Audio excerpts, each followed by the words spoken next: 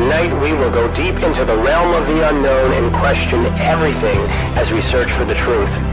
We will explore the possibility of countless phenomena within the ultra spectrum, and together we will learn that it is all connected. This podcast is brought to you by the Experiencers Support Association, and it is a live stream broadcast. If you have a question, send me a super chat or become a YouTube member. This podcast is brought to you by the Experiencers Support Association. Take a seat, relax, get ready, and welcome to Beyond the Tinfoil Hat.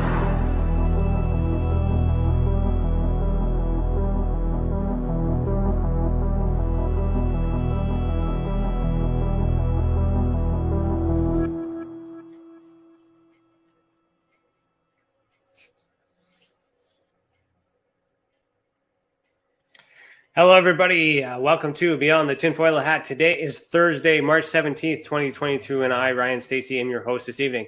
I'm a licensed private investigator, a citizen journalist, and the Director of Investigations for the Experiencers Support Association. I am the former National Chief Investigator for MUFON Canada and the former International Field Investigator Trainer for MUFON in general. Welcome to the channel, and thank you for joining us this evening. To Super Chat, remember to click the $ next to your name in the comment box. And if you're in the observation deck, we are inside the Experiencer Hall. Go on and put your name in the comments. Go on and put your comments and questions in the chat box. Tonight's theme is psychic abilities, premonitions, and psychic readings. Our guest for season 4, episode 9, is Psychic Lady Nina. Psychic Lady Nina is a medium and clairvoyant reader and spiritual advisor. Psychic Nina has been in the practice for over 25 years and is mostly known to be a movie and TV psychic for simply appearing from her psychic shop, which has been in operation for over 20 years. Psychic Nina has started her career as a reader in her family shop and appearing in psychic expos. Her career took off with making appearances on Global News, CTV National News, Toronto Life Network, the Space Channel, OMNI, OMNI News, Toronto Life Magazine, Toronto Fashion, and eventually landed her star role in the family documentary titled Shape of My Heart Gypsy Love Story. As Psychic Nina continued to manage her own personal psychic shop in central Toronto, Ontario, Canada, she has continued to broadcast her psychic predictions live with various Canadian and international news outlets and making yearly appearances on both CTV's national and local news. Psychic Nina does, in fact, demonstrate and provide lectures for thousands, teaching the public about the mystic arts. She provides personal medium, clairvoyant divination through tarot cards, palmistry, crystal ball, and teacup readings. Her psychic services also include doing live readings at events such as festivals, corporate events, private groups, readings, and other psychic events. So, Nina, Psychic Nina, put on your tinfoil hat. We're about to go down a rabbit hole. How are you doing this evening? Good evening. Good evening. How you doing? Can you hear me? I'm doing yes, I can hear you well. Okay. Can you hear me? Yeah, no, I can hear you too. There's just a bit of a delay. I just wasn't sure if you could hear me. Okay. How are you? Yes, I'm good. I'm great. Thank you for joining us. There's a bit of an echo. Are you wearing headphones by chance? Yes. Yeah, there shouldn't be an echo. I don't know why that's happening. Sorry about that. Like a repeat. Are your audio speakers on at the moment? Is the audio coming out of your computer at the moment? I'm not. Because everything was fine in the sound check. I don't understand why that's happening right now. Sorry about that. Yeah, I don't. Hold on. I don't even know can you hear me now? Yeah, I can hear you. Can you hear me? I can't hear anything from the computer. Call Michael. Shh. That's okay. No worries about that. If you, we'll get that fixed, and then we'll go from there. You can hear me now, though. There's a bit of a delay, right? Yeah, it's like a. Yeah, no, that's fine. So let's just start with. Why don't you tell everybody how you got this way? So why, the first question that I always like to ask is why. Well, there's an icebreaker. So this icebreaker is brought to us by Stacey, And that question is, if you were to assign an emotion to the color orange, which emotion would you choose and why? I'm still getting a double hearing for some reason. I don't know what's going on. I'm really sorry. Yeah, no, it's okay. It just, I don't know. Okay, if I just asked you, if you were just to explain everything that lead up to, tell me about yourself. Just start talking, and then that's okay. If there's a bit of an echo, then I'm here to listen, right? Yeah, basically what I do is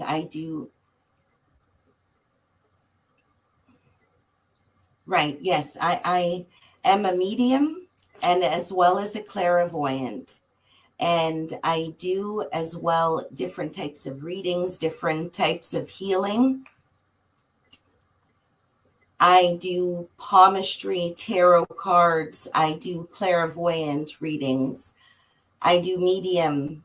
And I also demonstrate, spirituality, not just the art of mystics, but I demonstrate spirituality as well, too, for quite some time. I can hear you quite fine. I can hear you well. Yeah, it's my earphones. Okay. Okay, I'm happy that you can hear me well. Yeah, I can hear you. Cece, do you want me to bring you in? I see you waving. Yeah, okay. Hold on 1 second here. You have to unmute yourself. I can't unmute you. Sorry. It's all good. Yeah, I just thought I can hop in for a bit, and Nina, you can see if Michael can help you, and then we can bring you back in if you'd like. Yeah, because it's not going clear. Sorry. Okay. Yeah, no worries. Just wave to us. Just wave to us when you're ready. Bring Michael. Sorry about that. No, I think it's probably it looks like Bluetooth headphones, so it's probably a feedback thing, or maybe Nina, I can see you. If you are ready, and we can bring you back in at any time. Just put your hand up.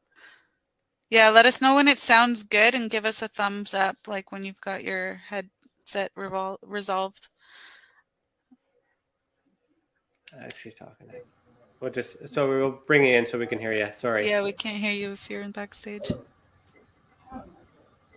It's like an echo. Yeah, it's okay. We'll bring you back in. Let that get figured out. It's gonna be noisy, but I understand how that can be. So, yeah, the icebreaker though. What would you assign for the color orange for an emotion?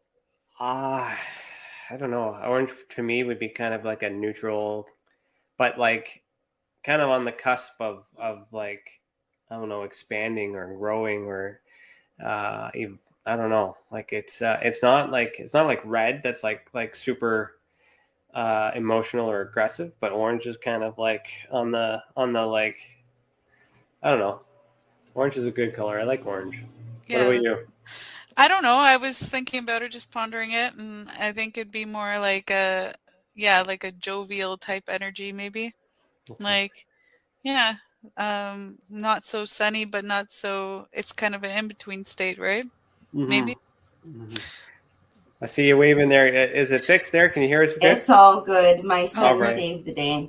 All right, here we are. If it wasn't for him, I wouldn't have been able to do this. Thank you, Cece. All right, so let's start with the icebreaker again. So if you were to assign an emotion to the color orange, what emotion would you choose and why?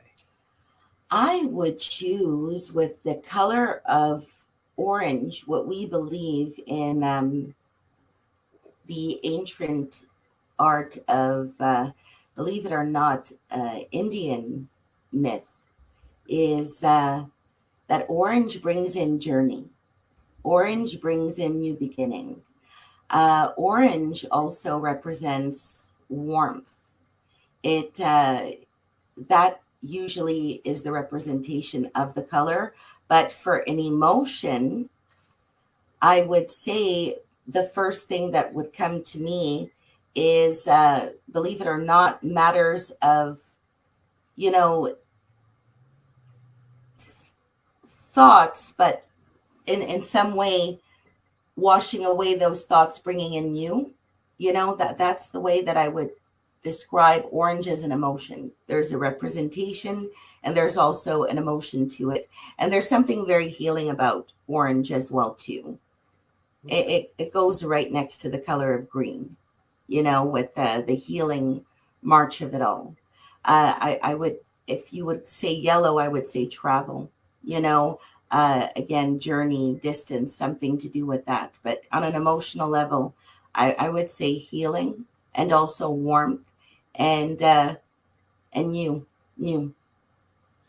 That's interesting. Yeah, for me, orange is like kind of similar to yellow, like a cautionary warning, in between, red and green. But absolutely. You know that from like seeing, green, yellow, and red from stop signs, or traffic lights and things like that. Those are the common association of lights. It's kind of like right in the middle, that neutral. So I kind of feel neutral, or kind of. But that yellow can turn into an orange, which is closer to a red, which is more not really a stopping, but passion. It could be aggression, it could be love, absolutely, it could be healing, it could be a whole bunch of things. So it's interesting. Great question, CC. Thank you for asking that. So the first question I always ask all our guests simply is, why are you the way that you are? And what I mean by that is how did you get to here? Tell me about your life and what brought you to this moment. Okay, so my family history, because I don't like to bring up the family history topic, but I have to, because that's how I got to where I am now. My grandmother had the longest psychic business running in the history of Canada. She was a Nobel Prize winner, and she was addicted to work. She had a shop downtown Toronto, like right in the heart of downtown Toronto. And she always had press come in and movies being filmed and editors coming in and journalists coming in all my life. And what she did is she got tired and she put me on camera instead of her. And I got very used to doing interviews by the time I was, 14. Prior to that, my mom had placed me off topic as a runway model for quite some time. And she wanted me to continue on with school, which was very normal. The identity that I carry, though, is my grandfather. He was the leader and the judge for the whole Canadian Gypsy tribe. And my father is now president of the Roma Gypsy Embassy, which is the only embassy for gypsies that is now existing in North America. And, he's had a lot of success. And even, Trudeau has given his support, and so has 11 Division of Police in Toronto. So, we come from a very big history of the entertainment world. My father was also a world-class musician. So it started for me at a really, really young age.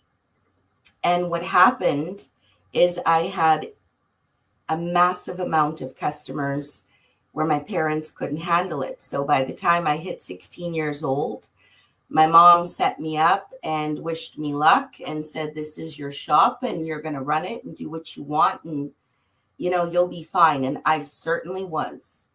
And I continued on working steadily with my customers in my shop, but then also doing, psychic expos, doing different festivals, doing big corporate events, and constantly keeping myself busy, And I became very passionate about my career.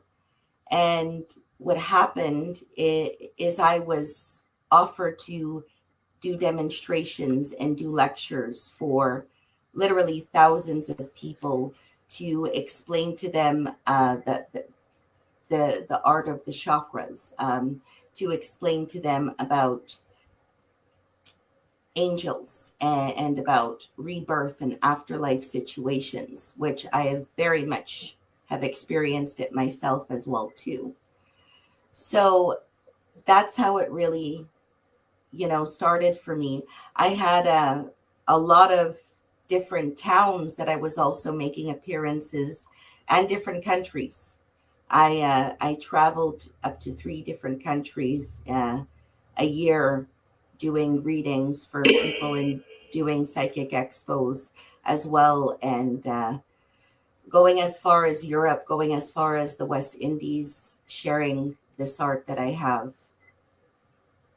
Well, so yeah, it's quite been the journey. It's 25 fascinating. years. Yeah, it's definite, and it has brought me and so many other people into such a higher level. And what I feel is that I have been holding a lot of my premonitions inside since the last 5-6 years, because they're so strong and they're so informing, they're just too deep that it's so that it actually scares myself, like I get actually scared. And even my actions, over the last 5-6 years have been very, very different, because I believe as you get older, more forceful images come to you. And that is what has been happening with me. Okay. So what does the experience feel like? Like, if you could describe to our listeners about your experience with psychic abilities, like how do you see or receive or feel this information before you express it? That's the problem. I feel like I haven't had the opportunity to express or be as direct as I want to be, because people get afraid and people are in fear and people get intimidated, or sometimes they don't want to know the truth, and I literally see straight visions, and I get pulled and taken to different places where sometimes it's even too deep, that I have to pull out of it. And I believe that spiritual forces, it could be ancestors, it could be angels, it could be spirits. I believe that it is spirits that do work from the other side, that do take me into a trance in a different direction. Sometimes when I'm doing readings, things just come out of my mouth and I don't even think about it, it just comes out of my mouth and then it happens, or the customer will confirm, like, yes, you're right. And it's like, did that just come out of my mouth? A lot of things get revealed to me in dreams. I've had some loved ones that's also passed away, and I have definitely experienced some situations where loved ones have passed away. And to me, this all started with me explaining to a few of my customers in Toronto and family members that, Toronto was going to get hit with something. And what I described, and this was one of the reasons why I actually opened up a location in Timmins, because I knew that COVID was going to hit.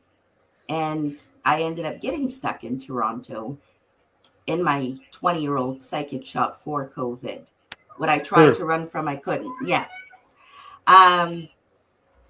What did that feel like? Like, how did you know? Like, what was that feeling like when you knew?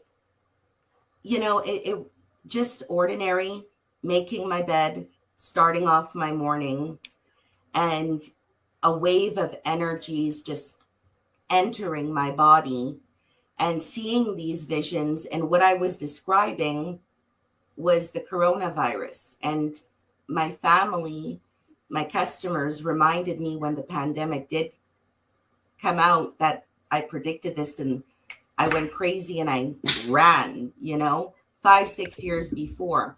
1 year prior, to the pandemic, I already had my mask and gloves on seeing my customers, and that's a true fact.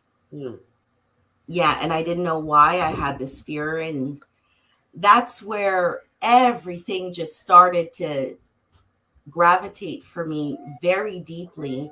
And I went through many, many trials with career, customers, health, trying to please the customers, trying to please the camera, trying to, juggle everything.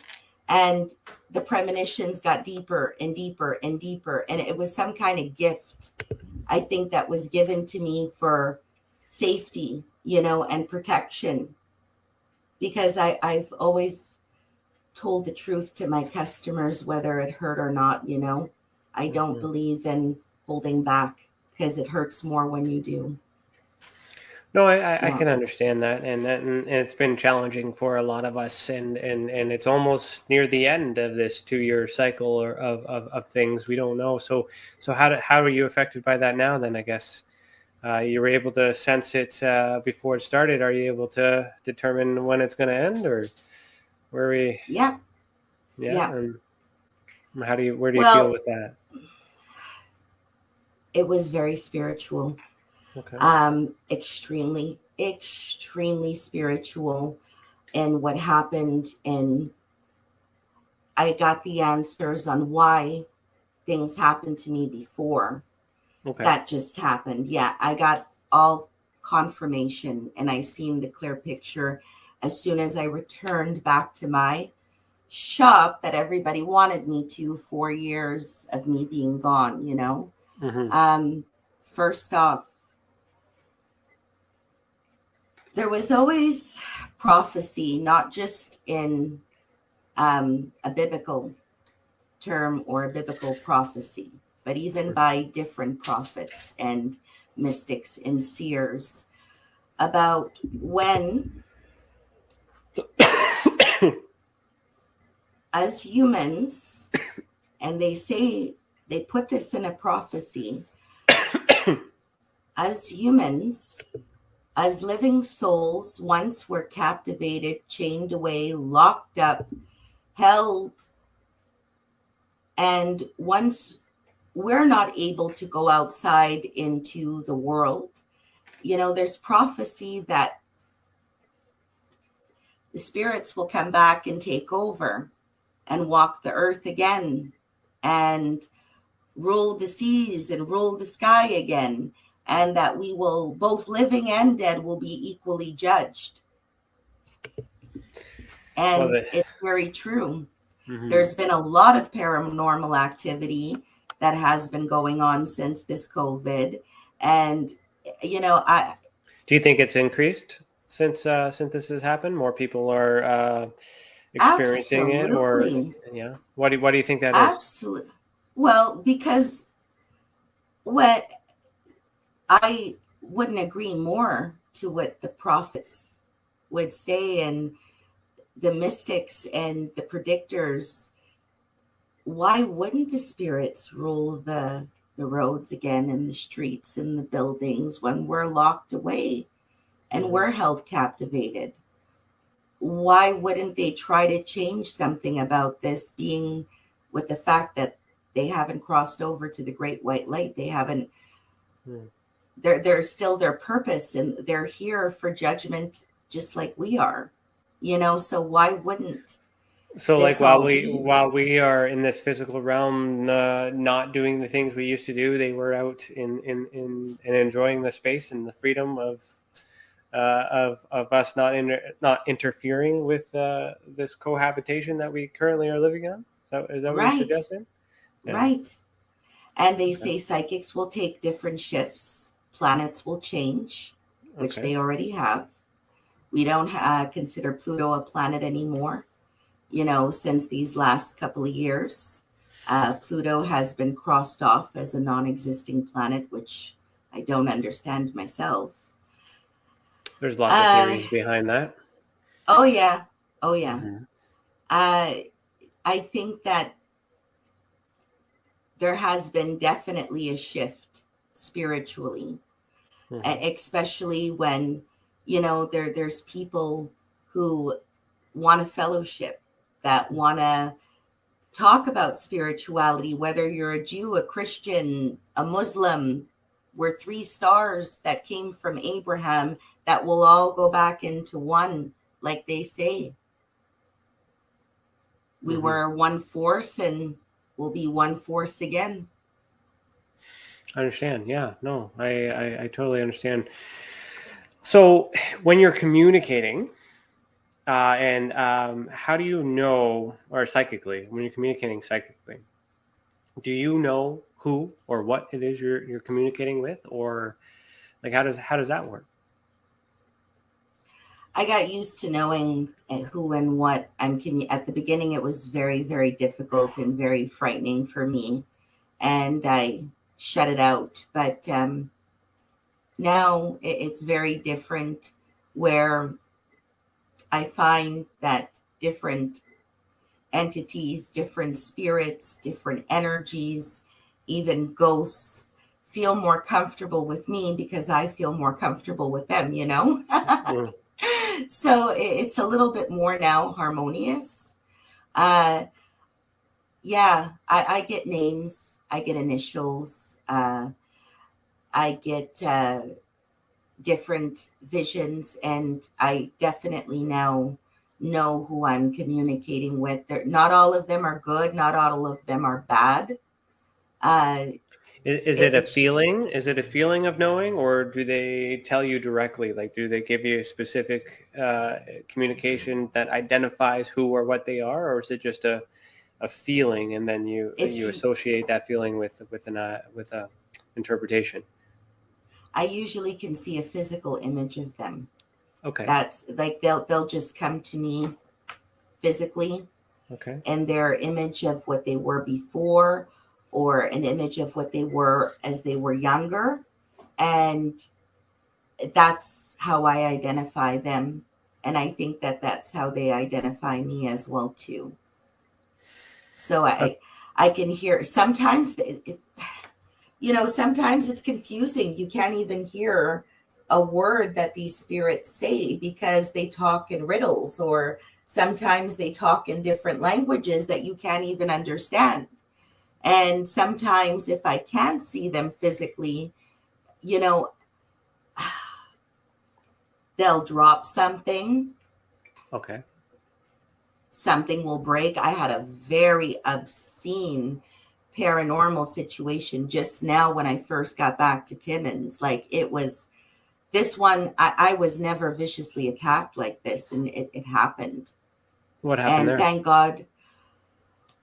I got a place last minute because there was so much going on in Toronto that I just wanted to get the show on the road and come here, because all of my customers here was waiting for so long, and I was Zooming with everybody while I was in Toronto. And I just wanted to hurry up. And I came into a home that was so not right for me. And as I was going on about my day setting up, one of my customers had asked me to do a blessing in her place because she felt like there was spirits in her place. And I went down to her place and I did do a blessing. Surprisingly, she was not lying. We didn't say too much because I've been, I don't really pay too much mind into house blessings. I've been doing it since so many years. And I came home. My blinds that were not hung up were sitting perfectly. I had 4 legs for my healing table that were sitting perfectly.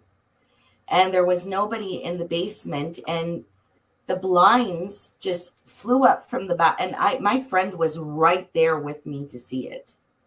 They just flew up from the back of my head and just went whack. And my friend pulled me and just, grabbed a hold on me. I don't know what would have happened if those blinds would have hit me.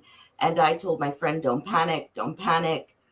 It's going to be okay. It's because I blessed my customer's home. Whatever came from her home followed me, and the legs all fell down, and somebody was even tapping metal in my basement and banging, tapping, banging, tapping, banging.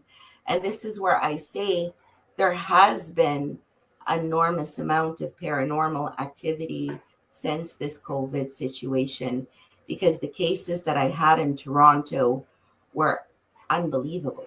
And it wasn't about, love or insecurity or, I want my ex-boyfriend back. This was about family, about health, life and death situations, and a lot of paranormal. Mm-hmm. I even felt things manifest inside of me, that I had to really cleanse and purify myself with.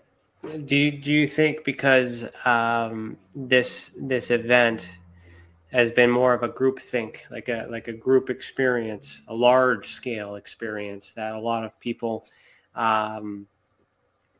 maybe have been in fear or communicating or thinking, of the possibility of things ending? Do you think that may have influenced the messages in which you were receiving, with the way that people are feeling? Is there any association with that?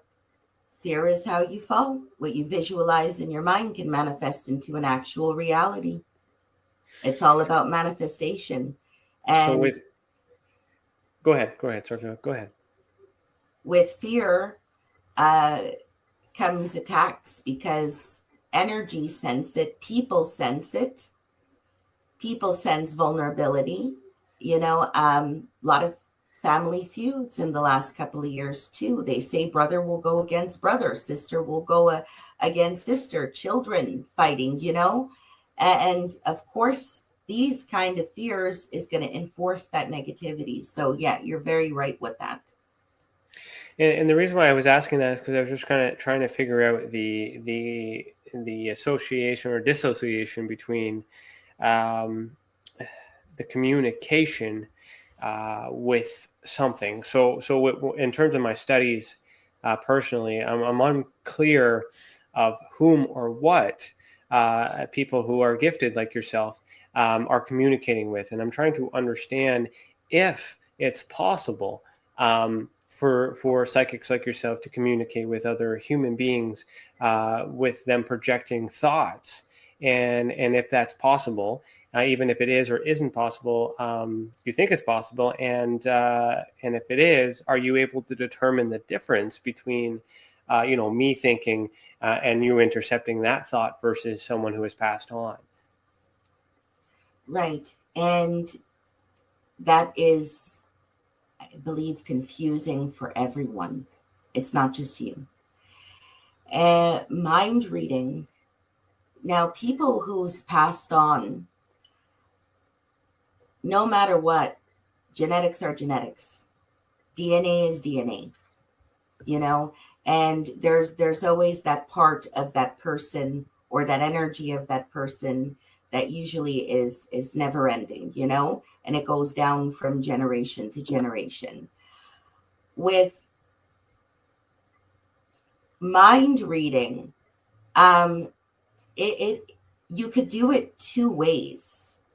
You can open your mind up, and there's many ways of doing that through stimulation, meditation, expansion of the third eye, healthy exercise, healthy diet, to really go into a person's mind. And it's so very possible. You could do it in a shamanic way. You can do it. There's various different ways of mind reading.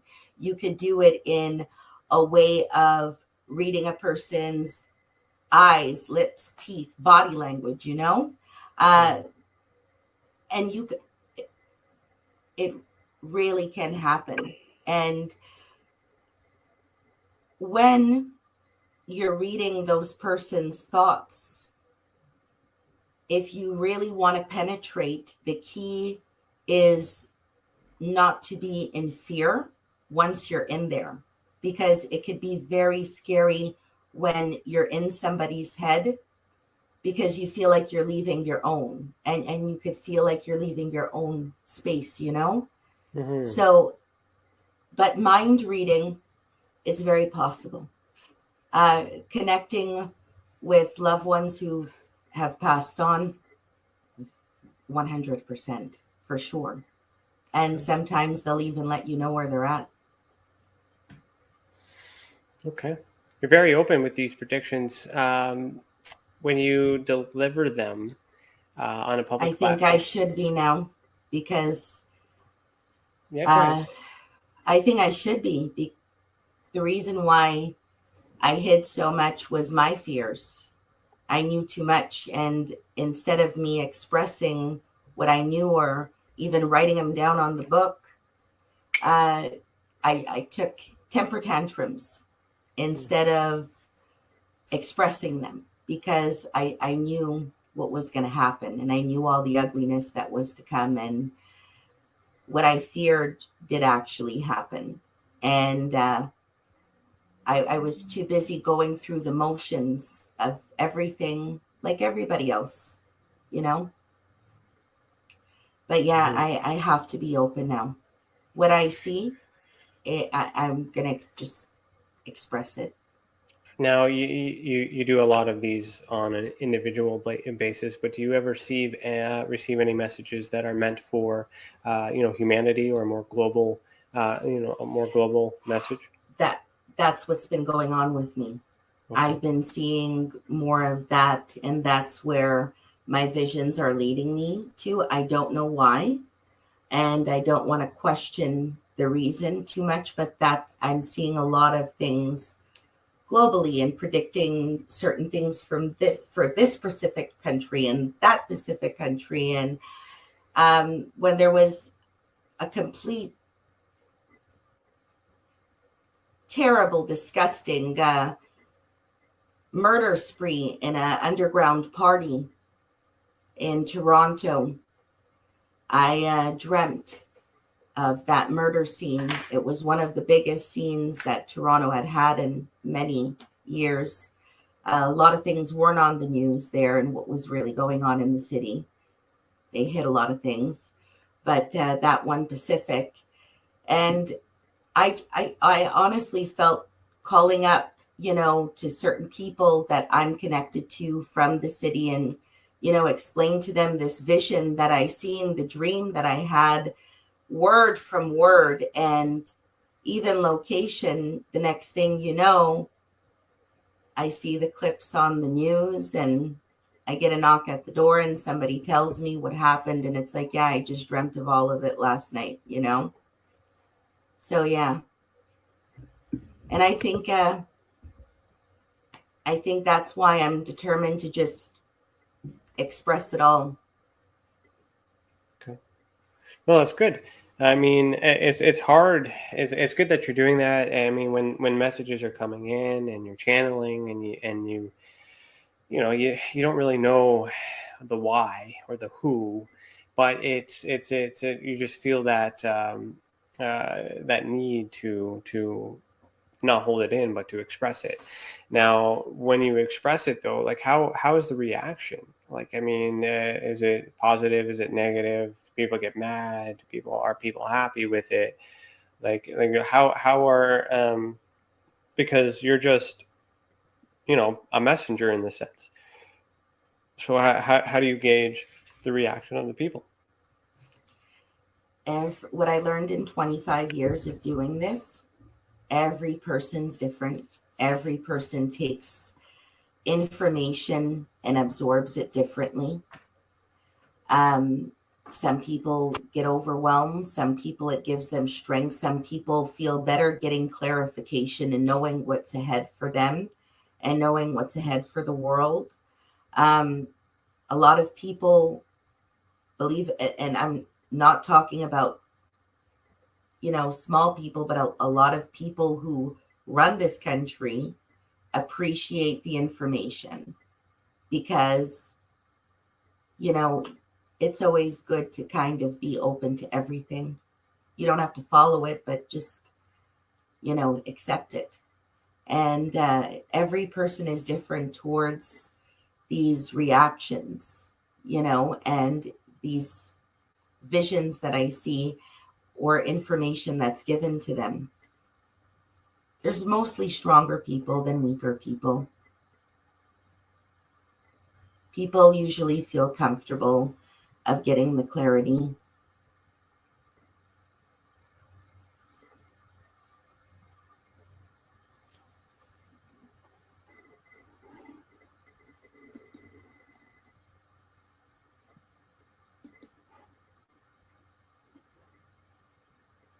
My mic is muted. I didn't realize that. Sorry about that. And so I can understand that when you're, it's hard to gauge because you might not interpret the meaning of the message, and then when you provide the message, and then the message may be interpreted either right or wrong, but then you got to kind of deal with a reaction in real time. So how do you balance that with in terms of I'm just doing what I believe I need to do versus absorbing the results of that? Like how do you take care of you and all that? I feel when I got a lot of karma because of what I do. So I have to really be on a straight line, and I got to be very spiritual at all times. I got to constantly protect myself and do different, because I do different ceremonies as well. I do spiritual treatment. So I got something always on top of me, and it's like, if you share this information, I'm going to make everything run smoothly for you. If you don't, well, everything's going to go this way and that way, and everything's going to go backwards. And, if this specific customer needs you, well, your whole world is just going to come crumbling down till you go there and you see that customer, So the best thing that I've learned is, first, I embrace it to the higher power. I give it to the higher power, and I'm very grateful because I've had 2 life and death experiences, and my second death, believe it or not, was 2021. January the 7th, I passed. And, I embrace a lot to the heavens and the other side. When I receive this kind of information, I always pray for survival. I ask the guides to help me with the survival. And what I do is I either release it, spiritually from myself, or another way is now just telling Pacific people and talking about it and telling them what you see and, what you feel is going to happen. Mm-hmm. Because if I don't, I feel like there's just something always tapping on me saying, no, you turn around and go this way. Yeah. No. Yeah. Okay. Sorry, I'm having trouble with my mic. Can you hear me? Can you hear me okay right now? I can hear you fine. I can hear you perfect. Perfect. All right. I just wanted to make sure on that. Okay. So with your public predictions that you've made, like what are some of those that you've made in the past? And have any of those come true? The Olympics. Okay. My predictions were bang on for certain years with the Olympics. I have predicted Stanley Cup. I've predicted a lot of sports predictions. The COVID, which was a very important one because I got a lot of publicity for that because the news spread very quickly. They said I was the only psychic in Toronto that kind of said this and this and this was going to happen. That was a very accurate prediction. It scared me. Publicly, predictions for Toronto Life magazine and their future and where they should be. So people want to know specifics about sports, about their companies. They want to know what's going to happen in Pacific countries as well too. So It's all there. Good. So if you were to, like, when was your most recent prediction? Like, are you able to predict anything at this moment to, that we could maybe document for the first time and come back to this episode later on and see that it came true? Like, how accurate is this for you? Or like, how easy can you do this? Pretty easy, Okay. because it's been such a long time. Well, what I think that's going to be happening specifically right now for our nation, because I think right now that's really the most important thing, because we can't help others unless we help ourselves. And what's going to happen, and what's happening right now already with our nation, and on the political point, yes, we are going to be free of COVID. More is going to get revealed to us, and we're going to have a clear picture and an understanding why this all happened. A lot of Canadian citizens are going to wake up and smell the coffee and see things very, very clearly. Can you elaborate on what exactly it is we're going to see? I don't want to say too much, because there's a lot of people listening, but we're going to have a better understanding onto everything that's what's going on right now. And a lot of people is, believe it or not, going to take, even though we're tired of social distancing right now, and we're all lonely and we want to, reunite with one another. A lot of people is going to be taking their own individual stands right now and taking time for themselves, because there is going to be a lot of political changes in Canada over the next 2-3 years. My goodness, is there going to be so many changes for this country. And I think that a lot of people right now is going through rebirths in their careers, in their companies. And this is something that I think everybody wants right now. Is the new, the fresh, the beginning, and not with the new world of COVID, but the new world and what they're going to do with their lives and their careers. This is going to be a very important year for all Canadians with careers right now. It really is. Apart from what I see, I don't think the Liberal Party is going to win for the next election. Yeah. Well, I mean, I believe the Liberal Party is going to be out. I believe that so many people left, this foundation that they built that was a very new world to the Liberals as well. It's very non-liberal, but they're Liberals. I do feel that a lot of people is going to speak out about the situation and what has been hidden in the Liberal family. I'm a Liberal myself, but you know what? As of now, I'm staying outside of the box,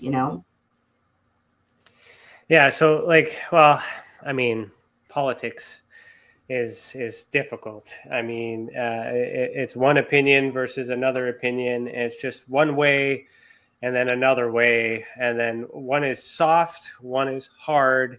And then when it's too soft for so long, people almost want something harder, and then they vote for harder.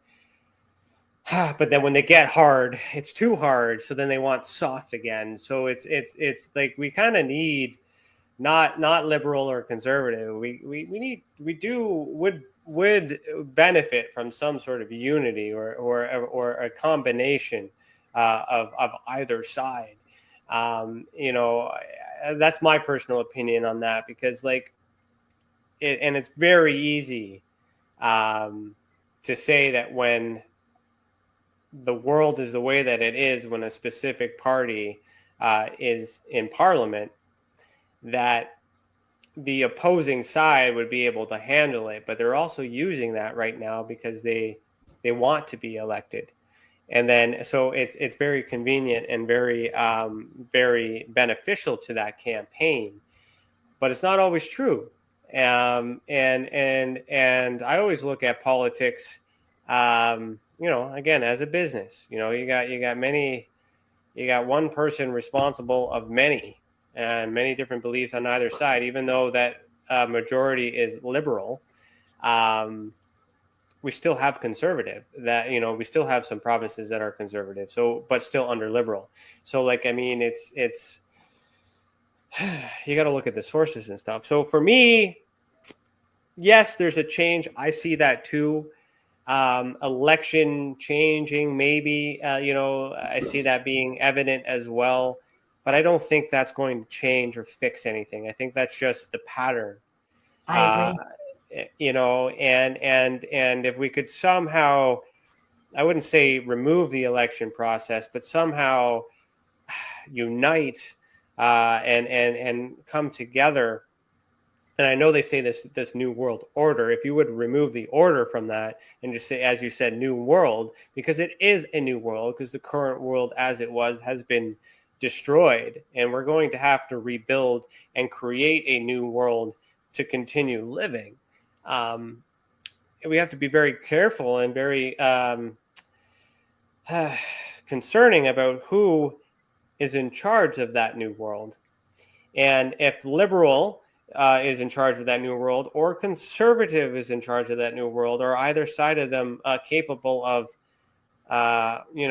doing better, when they were both had their chance moving forward in the past, one way or the other, and neither one has been completely successful, because had it been, we would have straight liberal for so long or straight conservative for so long with majority vote. Right. So it's designed in itself to be good cop, bad cop, to just level out the people. And when the people endure something for so long, they want change, and it's an option to change. So I can understand the gravitational pull towards a change in parliament, because the current parliament is dealing with a pandemic. But at the same time, there's not enough information to know whether or not a conservative would be able to handle the pandemic differently. So it's easy for them to say we would do it differently after it's over, right? And then but we need to have another one to see how they would handle it in order to really determine. So moving forward, what I would like to see, if it's even possible, is a new word or a new term that brings both of them together, because there are times that we need to be conservative. There are times we need to be liberal, but it can't be one or the other.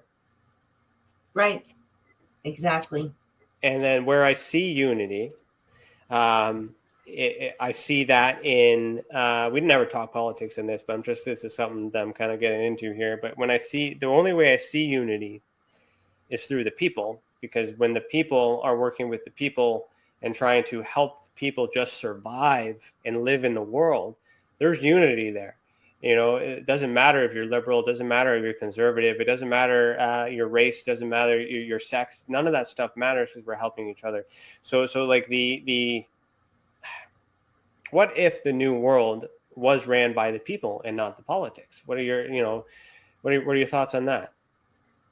I think that's exactly what this nation needs right now at this point, because even the good politics that have tried their best has had way too much pressure on them.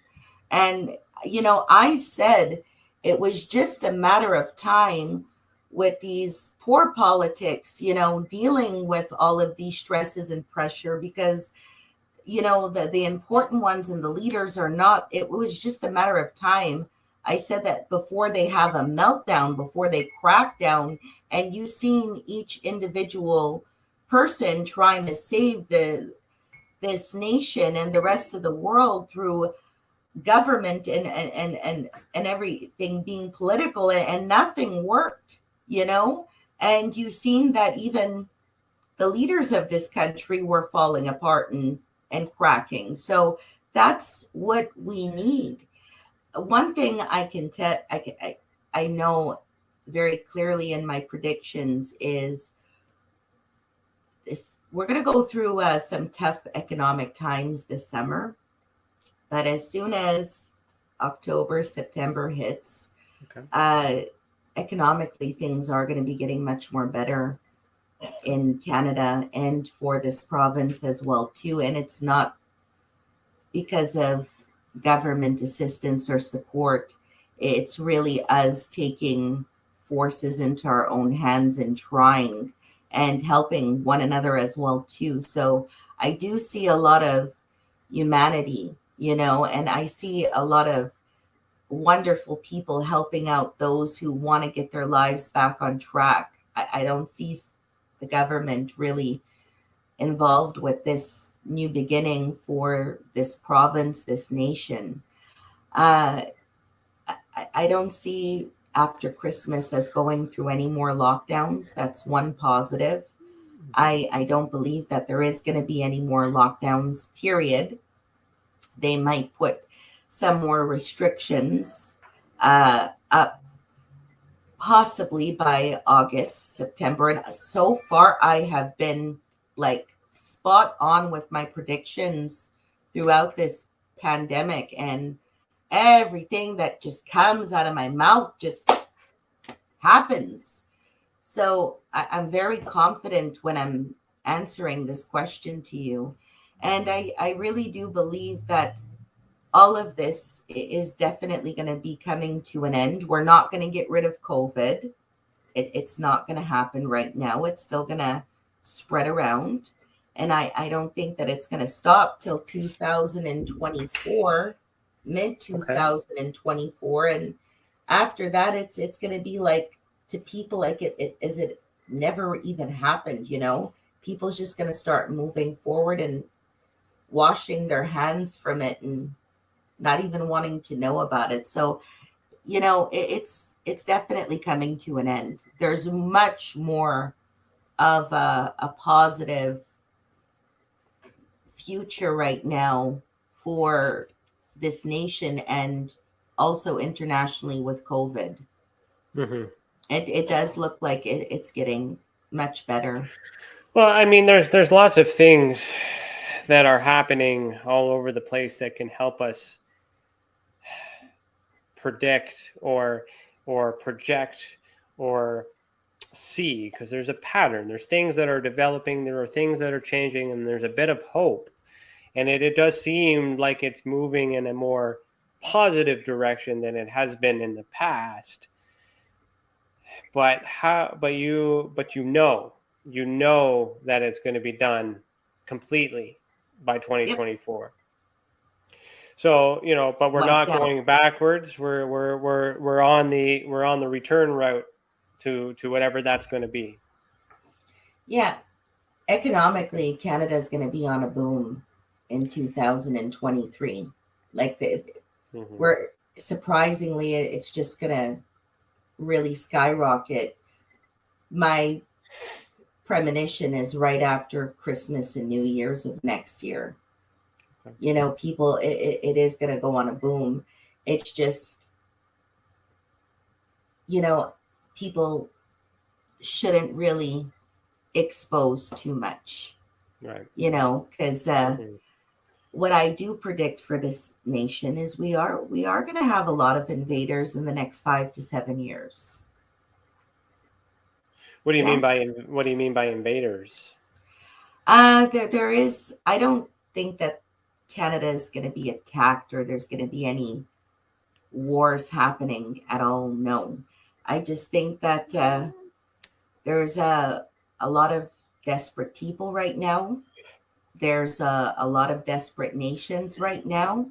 And I think that we're going to have a lot of people looking into this nation and this country. And again, it's going to be up to us mostly than the government and what to do with that too. Okay. All right, well, we'll pause right here, but we will continue after a message from our sponsors. If you're listening to the audio-only version, head over to youtube.com/The Experience Your Support Association so you see the video that goes with this audio. You're listening to Beyond the Tinfoil Hat, a podcast by the Experience Your Support Association, and we will be right back. It's your business. It's your property. Your assets are worth protecting. Blacklight Investigative and Surveillance Services specializes in patrolling and inspecting residential or commercial property against fire, theft, vandalism, terrorism, and illegal activity. People and buildings are monitored to prevent crime. Keep your property, your people, and your assets safe from threat. Our elite staff are dual licensed private investigators and security guards. Blacklight Investigative and Surveillance Services. Go to blacklightiss.com.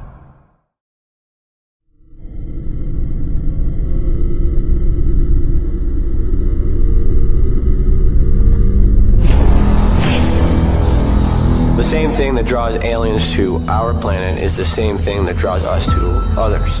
Exploration, curiosity, sustainability of life. That's why we go. It would make sense as to why they're visiting here. Travis! Quit playing around, man. Get back here. Travis! The last thing I remember was this numbing shock. Stunning sort of a feeling. Very powerful. Get away from me! I was just out of my mind with fear, just screaming the whole time.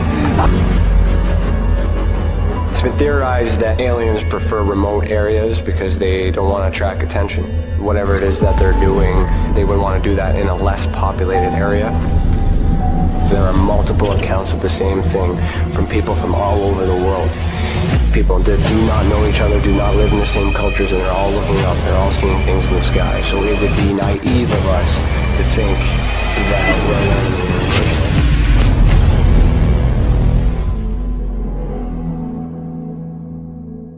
we're Ryan is one of Canada's leading new UFO investigators.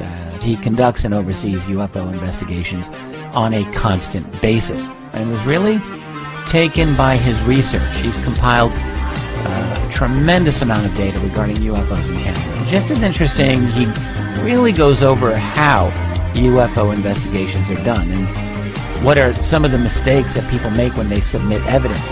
Note for starters, don't edit your videos or photos before you send them. If you want to hear more follow-up conversation between Ryan and myself, you can go to richardolanmembers.com where we have a candid conversation on ufology, the paranormal, and more. And remember, while we learn and grow and search for the truth, let's be good to each other.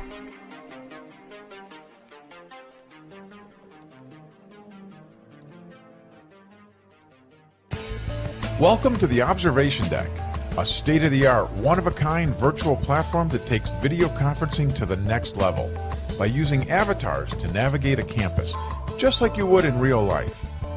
First, you install the application and design your very own unique avatar. Then you're free to explore the various areas of the campus at any time from anywhere. There's so many areas and activities to choose from on the platform. There's a 1,000-seat auditorium, a large expo hall, a movie theater, a nightclub, an art gallery, and even a beach. Come attend a conference or take a class or hear a lecture. Meet new friends and interact directly with presenters. It's all right here on the incredible Observation Deck campus. Where in the world will you go?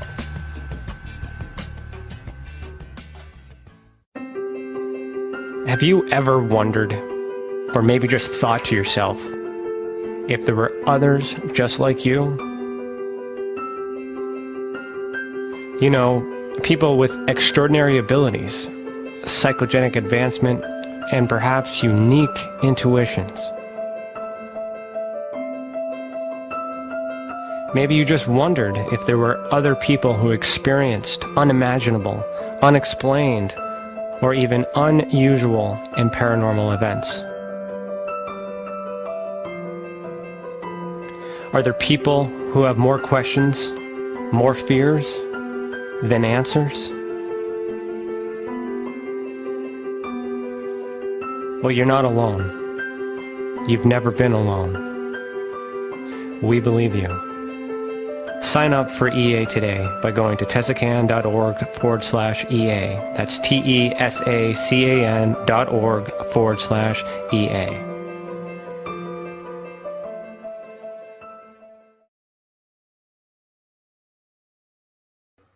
Well, welcome back. You are listening to Beyond the Tinfoil Hat. Did you know that we have a private community chat for members on our YouTube channel? If you become a member, you will get bonus content like exclusive videos, including bloopers, behind the scenes, and members-only Q&A. Also, if you've ever experienced an unexplained event involving the paranormal, UFOs, extraterrestrials, dogman, or any other paracryptid, head over to tesacan.org/reporting system. Tesacan.org. So TESACAN.org/reporting system. Let the others who have already reported be that example that proves we are making a difference. And if it wasn't for those reports, we would not be able to do what we do. And for that, we thank you. So I am going to see if I have any members here. So I'm going to say hello to any members here before we get started. Hello, CC. Hello, Serena. I see Dave Petrella there. Hello, Dave. Hello, Lisa. Good to see ya. All right. So, Psychic Nina, how you doing? You still good? You're holding in? You're good? I'm holding in. I'm great. Thank you. How are you? You're good? Oh yeah, I'm good. I'm good. I'm really good. Okay, so let's turn the table just a little bit and dive into something more interesting, but yet it might end up towards kind of what we were just talking about before the break. But before we get into that, I'm curious to know how you feel about the word witch or witchcraft, and how you would define that if you could. Two ways, black and white, yin and yang. My belief, because I'm a very happy, bubbly, person, I said it 3 years ago when I got charged right at that moment. I think it's cute. There's cute witches, there's bad witches, there's good and there's bad. Does witches exist? Absolutely. And they've been around for thousands of years. They've just changed the names, and the labels for witches, absolutely. But what do I think as a witch? It depends on what type of witch you are, Again, it goes to good and bad. There's the bad witches who tend to give false doctrine, which I believe is a no-no, and I can say these things now being that it's legalized. It's a no-no. There's witches who go by cult rather than their own spirit and their own feeling. There's witches that go by their religious beliefs rather than their own personal powers. And it could be very complicated with the term of witch or even witchcraft, Mm-hmm. But there's male witches, there's female witches, and everybody has a certain specific power. And I believe it's your choice as well, God gave every person their own free will. I'm no better than God. I'm no bigger than God. And you could choose to be a witch or you could choose not to be a witch. It all depends on you. So, no, I completely understand that. So the term itself is not being used appropriately, I guess in terms of stereotypes and stigmatism and propaganda. The assumption is witch is bad, and you said like there's good witches and bad witches and all that. So you need to decide which are we talking about. Right. So would there be a different term to use that to describe the same being that wouldn't already have some instilled negative connotation attached to it? There's plenty of names. There's mystics, there's seers, there's shamans. You know, there's so many different terms and so many different names that you can personally call a witch. There's pagans, there's mystic fairies, you know, there's so many different names that you can, they could say a hoodoo priest, a voodoo priest, is so many different, witch doctor, so many different terms. So these are just labels to describe the same these abilities. So right. So what is common amongst those labels? I guess, like, I mean, I could tell you what I think about that, but I'm curious to know if we remove the label and didn't call it anything, and we were to describe the being, male or female, how would you describe it? What characteristics do they have? What type of being are you and others who use these terms to describe what they think they may or may not be? Well, it starts off with supernatural powers. It starts off what you manifest inside of your head, and sometimes what you could wish on a person, and sometimes sending them good luck, sometimes sending them bad luck, you know. That would, if there was no name or label, that's what the purpose of having that power or that name would be. There's people like myself and others who use natural herbal supplements, you know, to heal others. There's people who make Pacific medicines, you know, and even have spiritual traditions or tribal traditions that was passed down to use to heal. There's mischievous ways of using Pacific candles to bring a lover directed towards you, or making your own Pacific candle. There's ways of you calling upon Mother Nature and energies and the four bides of the north, the south, the east, the west, the four elements of the fire, the earth, the air, and the water, you know, combining those all together and giving out that energy and embracing it and spreading it around.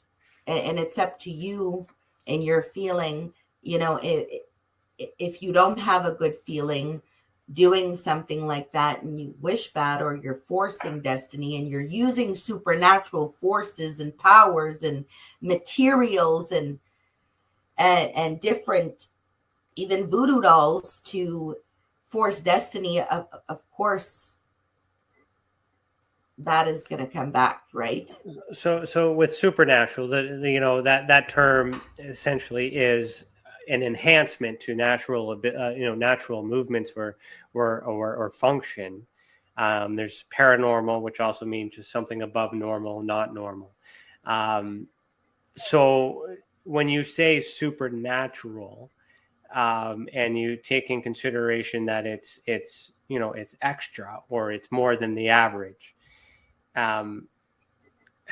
what kind of influence do you think, do you believe is responsible for that additive function? Or is it evolution, or is it, you know, extraterrestrial, paranormal? Like, you know, where is the super coming from? Right. And that's a key question, and that's the best question. We all question that. And sometimes if we search too deep and we look into the sun, the moon, and the stars too far and go too deep, we definitely can get lost, you know, in that sense. But the supernatural, my theory, it comes from everything. It comes from extraterrestrial, which that's another prediction I have. There is definitely going to be encounters of other species and other life on planets. And I really do believe in the next years to come, we're all going to be actually interacting with these different species and forms of life. But on this planet, or someone else, or another planet? It's going to be both. Okay. Do you have a year? Do you have a year at all? I can't see an exact year, but the way that I think my opinion on this all is it's going to be discovered in 2023, but it's not going to be released to the public until 2024, 2025.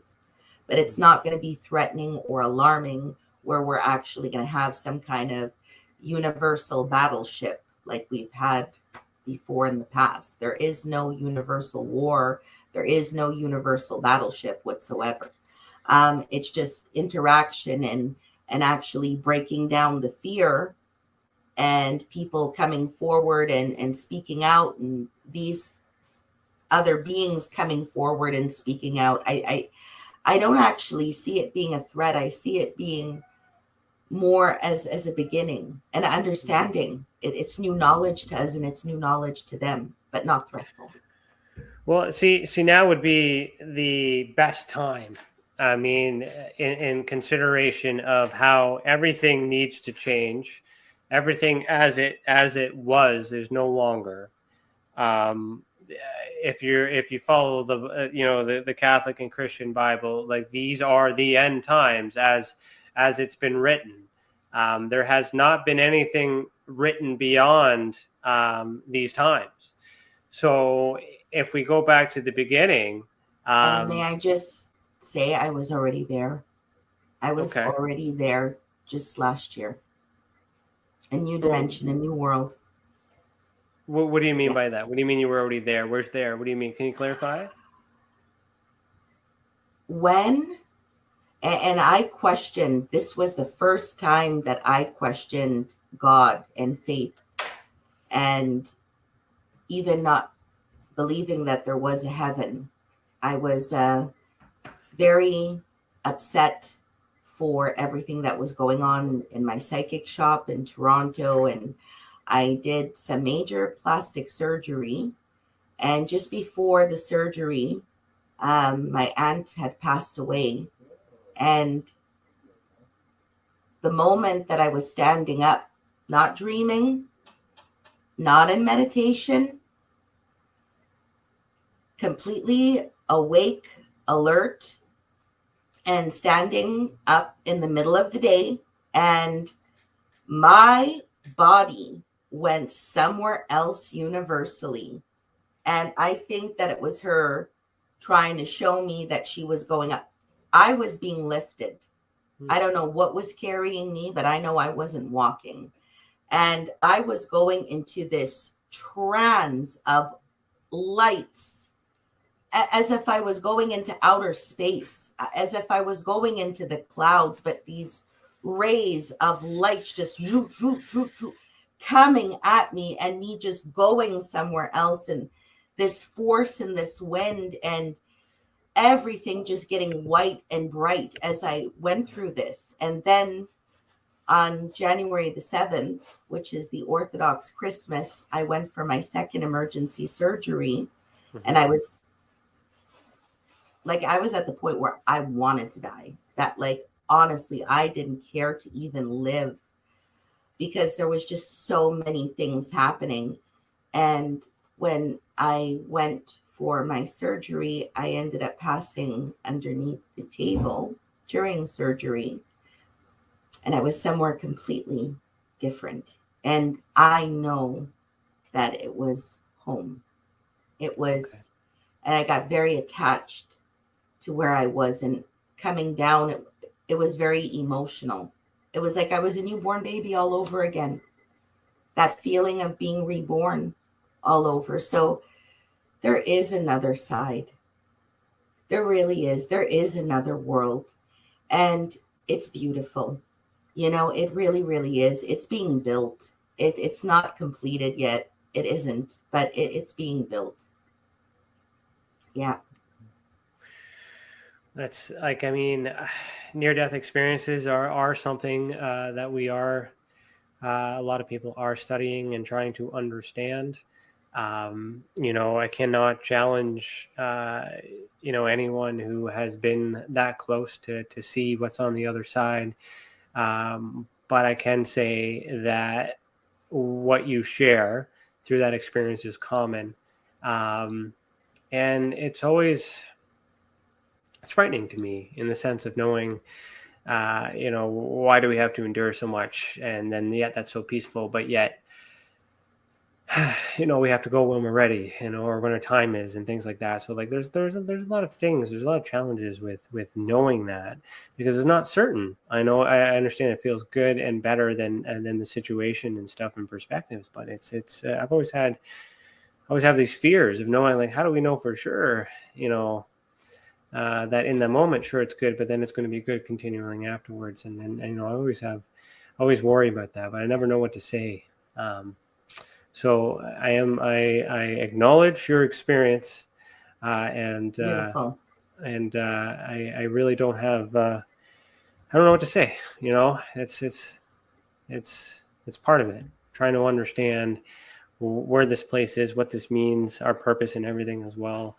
I mean, to tie into to the knowing and understanding, and to come back to the whole government unraveling and rules and regulations, paranormal and supernatural abilities, and even witchcraft, if you will.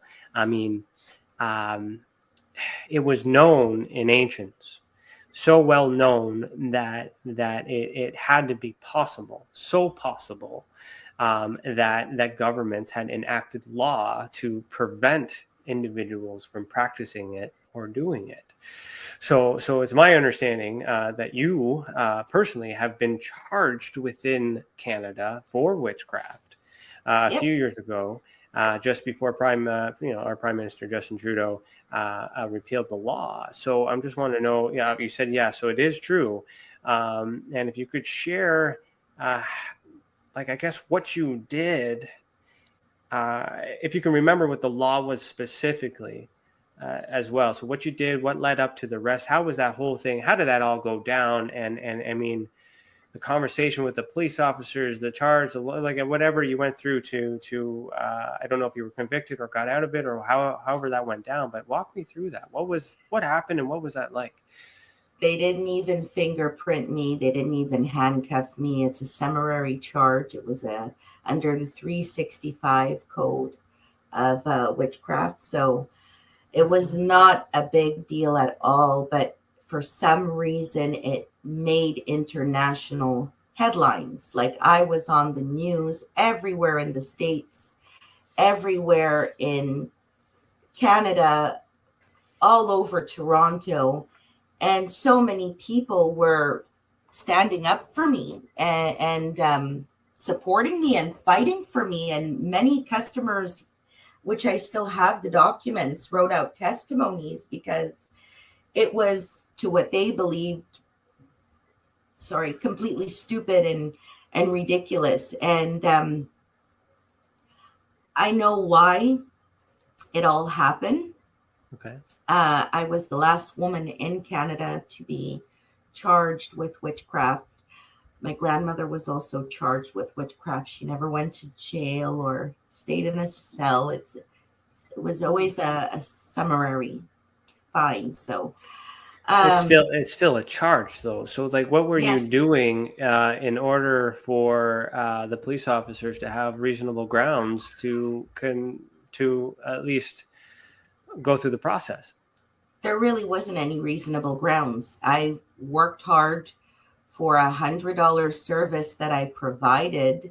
Mm-hmm. I wasn't even supposed to be charged for $100 service. You know, I stayed with the lady for 2 hours and provided her with a crystal ball reading and a tarot card reading. I never gave her a candle, a crystal, a incense. I never took down any of her information. She asked me for help. Mhm. I gave her a very simple quote for her candles and material if I was to proceed and do spiritual work for her. She didn't seem to have a problem, but I knew that it was going to happen. In fact, one day before I got charged, I told my husband, you know, if I get arrested for fortune telling, don't worry, it's going to be all good. And he's like, what are you, insane? And I remember me just crying and screaming one day before, and then there you go, it happened.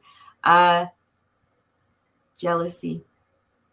Yeah, so it sounds like It was a fight. It was a situation where I had a lot of competitors, not just one, there was multiple. And the truth is, and I even talked about this 3 years ago, it was a setup. And it was a setup because of who my father is. And, you know, it was publicized, way over publicized, which I didn't mind satisfying the press because, you know, I love yous. I love the press. I love interviewers. I love being on camera. I love sharing any form of spirituality that I can.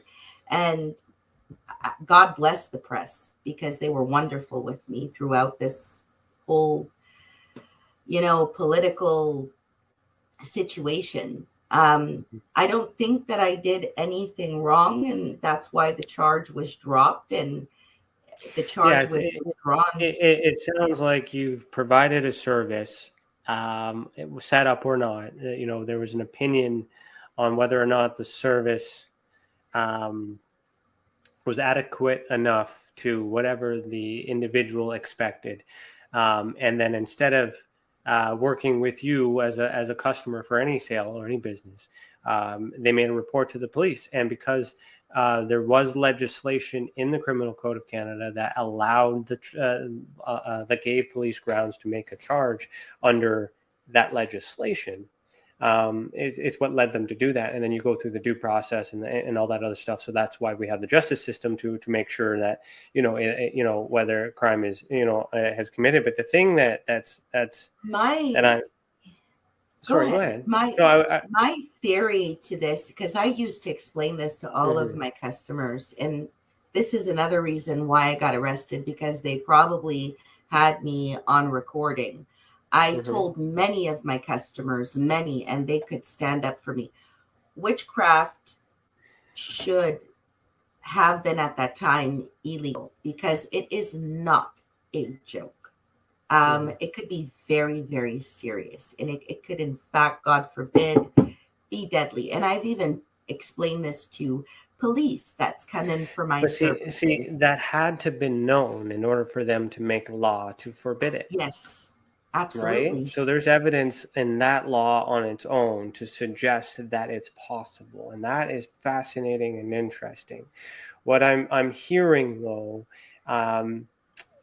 you know, like if it was, there's other laws in Canada that you could be charged for: fraud, perjury, a deception. There's a whole bunch of other things that not even associated with witchcraft. So this was specific to witchcraft, which is not a common law. It's in the book. I'm pretty sure that the police officer probably wasn't aware of it at the time, and it had to have been communicated by the person who reported it, which means they were aware of it. Which heavily suggests to me, as you mentioned before, that it likely was a setup. And as you mentioned before, with in the police officer's role, if there's enough evidence to suggest that something has happened, then they would go through, and if the law exists, then they have to follow through, because then will be consequences for them not doing that if the civilian happens to be more informed than the police officer at that time. But then when you go through the legal process with the courts, that's part of it, balancing it. And then eventually, maybe that was what's indicated, got that law on the list when Trudeau had, appealed or repealed, mind you, a lot of the laws that have been silly and in the past as well. So on one hand, it's fascinating and interesting to know that enough information was known at the time to make it illegal. It's the same thing with psychedelic, drugs, substances. Marijuana at the time was prohibited, and then now legal. It existed. So if it existed, that means magic existed. That means whatever it is that you're doing is so possible. And it wasn't just they had to regulate and restrict it to enforce the misuse of it. That's what it is. It's not that you were forbidden from using it. It was just the idea of using it improperly, which means they would have to know how to use it properly in order to establish a law. Right. And that just blows my mind, because it could be malicious witchcraft. Well, my grandfather, I'll give you one story. Mm-hmm. He was basically our gypsy king. He was our ruler in Canada. And my grandmother had a lot of enemies because she had an office downtown for like 40 years, over 40 years. And a woman was in competition with my grandmother. And, she was having her fights with my grandmother. And she said, your husband's going to die. And 3 days later, he had a massive stroke. And about 2-3 days later after that, he passed. And that neighbor went and told all the other neighbors, it was me who did it. I got voodoo dolls and I stuck it in his heart, And this is why I got into trouble, because I informed a lot of people and my customers about how malicious witchcraft can be and what it can cause a person. Of course, my grandfather and my grandmother was going to get affected by that because they were in that world, They lived off of, telling fortune and mystical arts and all of that. So, of course, he was going to get affected by that. So, I mean, yeah, and I explained this to everybody. Like the challenge with psychic abilities and law enforcement,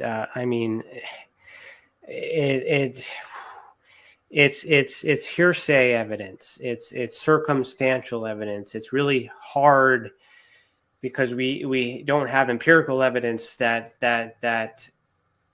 guarantees and knowing that there is an afterlife or another life or interdimension. So, but at the same time, we don't have enough information to prove that it doesn't exist. So it falls in that belief in that religion kind of, which makes it so confusing. Right. But then you have situations where psychic mediums are used to locate missing persons that have been murdered or passed on or whatever, to locate, the remains. So there are cases that in which the ability could be used to assist in a police investigation. 100%. So I'm just wondering I'm just trying to put my investigator hat on to try to wonder be a fly in the room, to be like, as the officer reading the law and saying, I have to do this because of like what evidence was present. So I don't know. That's strange. That's why I never got charged in Toronto for anything. So the officer was just doing his due diligence based on how it was written and how it was communicated by the person of interest who made the claim, who made the report. So the officer was doing their job. The legal system did their job as per usual. Became aware of this law that they didn't know existed, and then sometime down the road it was added to the list and gotten rid of. But it still existed all this time. So how do you think the law was enacted in the first place? What happened? I don't exactly know what happened, but I wouldn't say that every witch that was persecuted in the olden days and who was brutally punished was all innocent. You know, there, like you said, there must have been a very strong reason on why they made witchcraft illegal. And I think that there was a lot of cult leaders that, again, gave false doctrine that could have even led these people into different cults, perhaps even satanic worship. And they went completely, you know, out of their mind following whatever they were taught to believe. And it became very malicious, violent, deadly. So they had no choice but to put some restriction and law on it, you know? Because a lot of people get confused in spirituality. It doesn't matter if you're a pagan, a Wiccan, a born again Christian.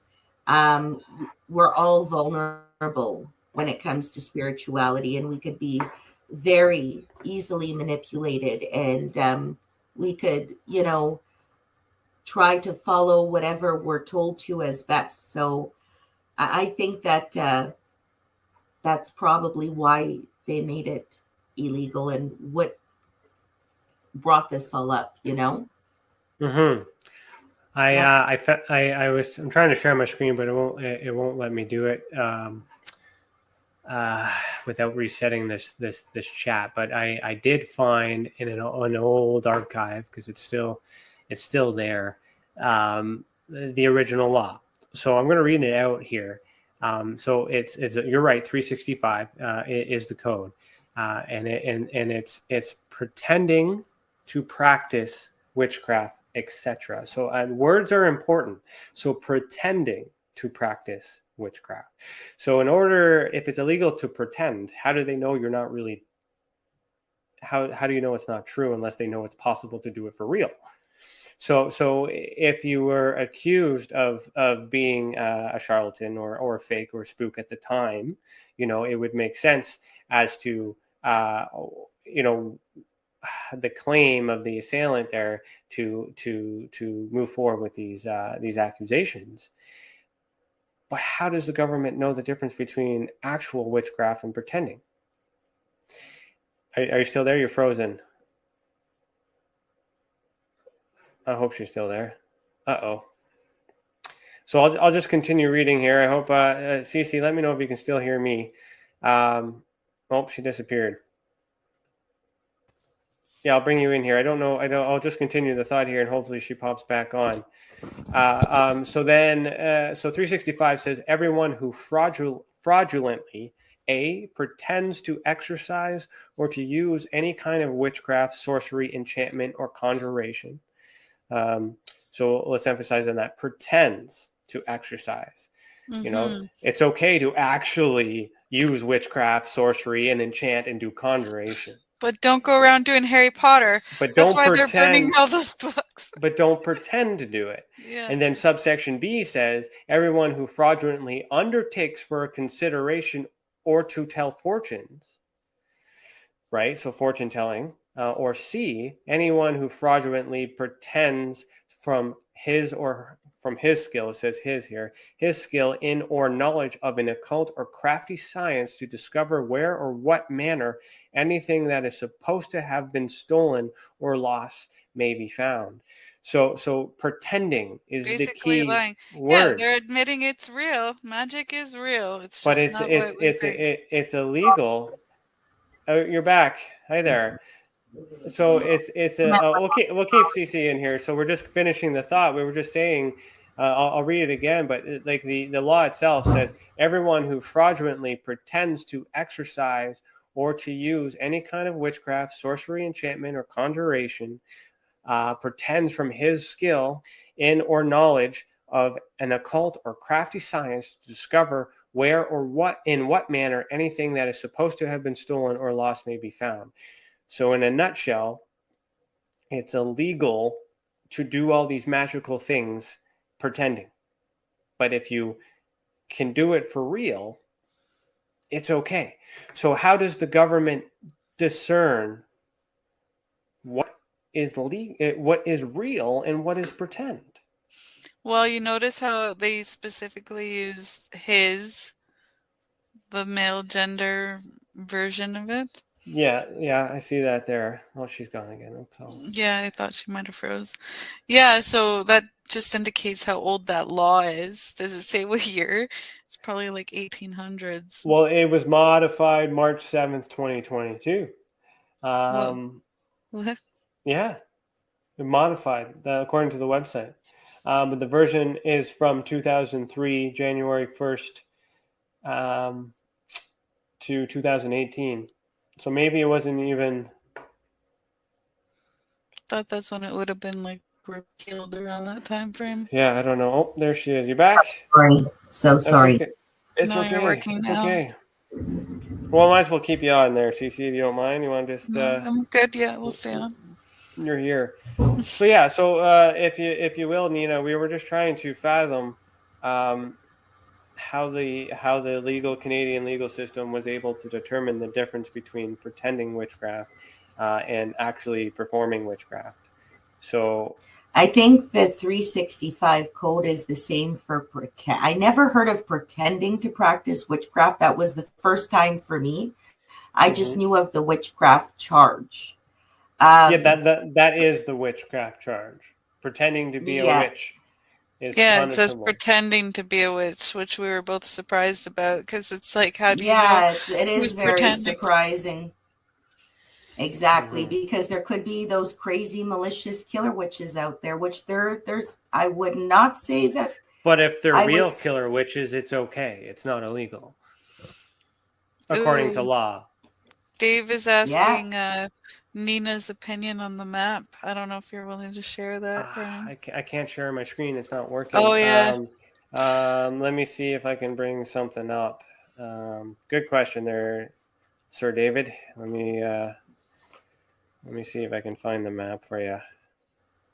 Keep the convo going for me there, CC. Yeah. So I'm trying to remember how that was going. So we were just talking about how they would know if it was witchcraft or not. Sorry, my mind went to the map. Yeah, I don't really have it like on at the ready here, but I gotta find it. I do believe that you would bring it in the olden days to trial, and I believe that the person that was proclaimed as a witch, they'd have to prove in the olden days if they was or they wasn't. They'd have to investigate and determine whether that person was a witch or not. Yeah. Well, then it was also that person doing the pretending aspect of it, doing something that couldn't be explained. And we're looking at science, and we're looking at trying to understand. Some people. What is a miracle? What is a miracle? Yeah. So we also looking at the dates and times of things, right?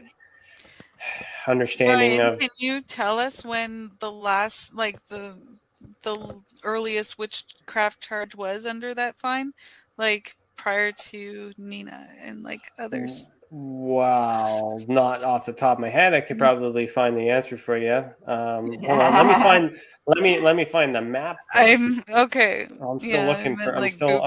I'm still looking for that. Hold on here. I should have this. Yeah. So Nina, how was that experience for you? Like, it sounded like it was pretty stressful, and you sort of anticipated it a bit, right? Yeah, I was very grateful that I had so many people defending me. Like, that was a blessing, and I think that gave me a lot of strength, and that gave me a lot of power, and that's why I fought off the charge and it was withdrawn. And I think if it wasn't for, it made me, the way that I felt, it made me closer to my customers, and like, it only made me work harder for them and give it my best, give it my all. Like, let me just do it like a master and give them the best. And there was a lot of succession out of that. I like that title, the last woman in Canada to be charged with witchcraft, because I think that what even Ryan said, every person's theories about witchcraft or spirituality is so different. I could be doing the biggest ritual right now with a big Star of David and, you know, something just magnificent with some silver candles and, you know, different salts and different herbs. And they could still say I'm pretending, because to them, there's no significance in that. It's like, what is she doing? Mumbo jumbo? Like, there ain't things flying. There ain't things popping out, you know? Well, it's definitely possible. So we're trying to understand the how. Right. I don't know. I have a pretty good book about that. It's called Magic is Real. That's why I wrote that in the chat. Okay. All right. So Nina, this is the map that Dave Petrella has asked your opinion on. So without giving you any info on what this means, just by looking at it, what do you see? What do you feel? What does it mean? Can I be honest with you? I have hope never seen this in my life. Well, that's okay. This is the first time for me. And it's looking at it, it looks to me, it looks beautiful. You know, very interesting. This could definitely open me up into some way. And I'm open to this and willing to learn. It looks in somewhat, you know, of the four corners, you have the four bides, you know, it also represents, or it could represent a cross or a crucifix of some sort. Direction as well, too. Certain symbols that I don't even understand. May I ask, what is this? Because it's very interesting. What it is yet to be determined. Where it came from is an experience that I had in which this was visualized. So my experience required me to document this and make it into a digital image until I was able to relax. So the anxiety was gone. Amen. Yeah. And then I've been trying to interpret what it may or may not be by using the signs and tokens and symbols that are on it. And many other people have looked at it and have their own opinion on it. And with that, we've been learning that it means a whole bunch of things, and a lot of things can associate with it. It doesn't come with instructions, unfortunately, but this is how I identify by being connected to that ether, that ultra spectrum, that other place in which you may be drawing your information from. So, you know, I may not that I've tried, I have not. But I mean, in this moment, it seemed for me intrusive in the point that I intercepted something from somewhere, either internally or externally, supernatural or natural, whatever. And I had to transmute that and put it onto print in a way that I know how to do it. And I haven't gotten any information in the same way since. But by doing that, it's what TESA, the Experiential Support Association, so the organization that is responsible for this podcast and everything else, and these people that we're all a part of, there are a lot of things and symbols and signs that a lot of different unique people have gravitated towards, and it's always been positive. But yet it's still speculation, it's still interpretation. But the only thing we have in common is finding people that feel the need to be a part of this. Yet we don't know what it is, and there. That's why we call it a map, because it's a map to what. There's a direction. There is definitely somewhere where you're going to have to go. It's a puzzle. It's a puzzle and a half. But there's lots of ways to solve this puzzle. Yeah, you could see the black and the white, the good, the bad, the, you know, there's black and white in everything. There's good and bad in everything. There's positive, there's negative. So you're going to go through the challenges and the trials and the judgment, you know, universally, and also by fellow humans with this kind of map and symbol. But at the same time, it's, you know, you see the fours here. The fours is very powerful, especially now with everything that's going on. You know, the fours represent the Jupiter. This is on the triangle upside down, right side up. That is interesting. Like, you know, I see two symbols here that, and this makes a lot of sense, Ryan, because what I seen in the afterlife was basically our rewards for all of our pain, our suffering, our persecution, the cross that we all had to carry by nation, by race, by genetics, by DNA. And, you know, I see two very powerful symbols here that could even represent the Holocaust and remembrance in that. And it's very Pacific, you know. The symbol with the circle here in intertwining new world, new dimension, which there is, and it makes a lot of sense. It really does, Ryan. And I support you 100% with this, because this is very powerful, and you do have a mission, and you're going to get this all figured out very soon. A lot of people seem to think that, but I have no way, and I appreciate that, but I have no way of confirming that, and I don't want to believe that. But I appreciate that. But my safeguard for this is I believe it's meant for others, not meant for me. My task may have been to create it and then present it. I mean, and we don't even know if the source was divine. It could still be just my creativity. It could be just my mind. It just could be me being artistic that night, and then boom, it could absolutely mean nothing. But yet there have been connections with new people as we grow and gravitate and look at it from different perspectives without changing the color, without changing the shapes, without changing the mathematics that are visible here. There are correlations and synchronicities that exist in theories that I was not aware of until introduced to specific people.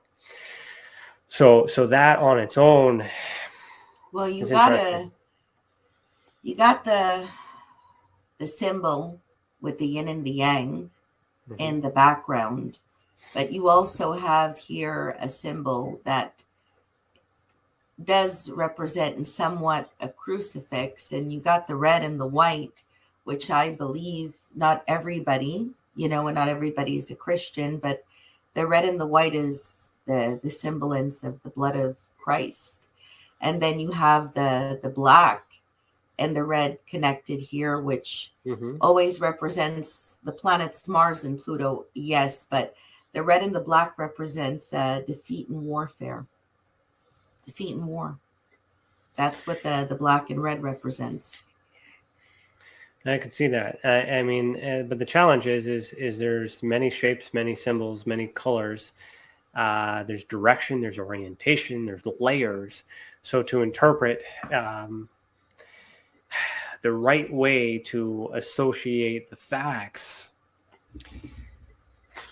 I need an instruction manual to verify whether or not we're on the right track. And so the only constant that I've been comfortable with is feeling. So right. If people very important. People see it, people come to it, people gravitate it, but don't know why, and then that's okay. I don't know why either, but there's something between you and I that we have in common. Whether it's physically or personally or whatever. Let's figure this out together. So like Dave Petrella, for an example, the reason why he brought that up is because he is an astrologer. He is, actively studying the stars, and he does birth charts, and he does a whole bunch of fancy, very intelligent things with the zodiac. But he's able to make some synchronicities and some associated facts from his experience that is able to explain the reason from his perspective. And I'm more, he's more into this, saying like it's this and it's that and it must mean this, and I'm just like, well, I can't mean that. But what does he say here? The gray in the center is the clay from Mesopotamia that everything is formed out of. Yeah, you say that is as a matter of fact. How do you know? He's so matter of fact about it. Yeah, you're so matter of fact, and you believe so much, man. And it's like, you got to remember, we don't know, but it could be. It's possible. But until you're gonna get a lot of different interpretations. Yeah, for sure. When I look at it, I see like time and space reality, like a black hole, kind of wormhole sort of situation. Absolutely. Like energy just going like this. I forget the name of that structure. Well, that's the thing. I mean, it could be anything. I don't know. I mean, I could have just been stressed and just decided to be artistic, and boom, who knows? But I appreciate your honesty and you being very real about this. But usually these kind of things don't happen for no reason. 90% of the time, these things don't happen just for no reason. We think it's a coincidence or it's in our mind or we're crazy, but a lot of times we get confirmation. There's reasons for it all. So Dave mentioned toroidal. Yeah, toroidal field. That's what I was referring to with the energy, the structure. Mm-hmm. I see that in the cross as well. So let's wrap it up with this. So like if I were to say that this was a psychic ability and I was someone trying to understand, and if you could give advice to me or others who may have experiences similar to this, that are choosing not to believe it being as matter of fact. We're all going to go through skepticism. What advice would you offer? We all go through it. There was things that I didn't even believe in. There was situations where I actually wanted to tell my customers specifically, go see a psychiatrist, and boy, oh boy, was I fooled, because they weren't lying. They were telling the truth. The most important key with embracing your gift or developing a psychic ability, or even just trying to elevate in your spiritual wheel, in your spiritual life cycle, is basically privacy is very important. Being in your own energies, soaking in your own energies, meditating in your own energies is very, very important. Cleansing, purification, which there's thousands of methods on cleansing and purification. Also spiritually trying to manifest some type of protection or enforce some kind of shield upon yourself, because when you do go into the mystic world or the paranormal world, you really don't know where you're going, and you don't know what you can get yourself into, and you don't know what you could bump into along the journey. And like I said, sometimes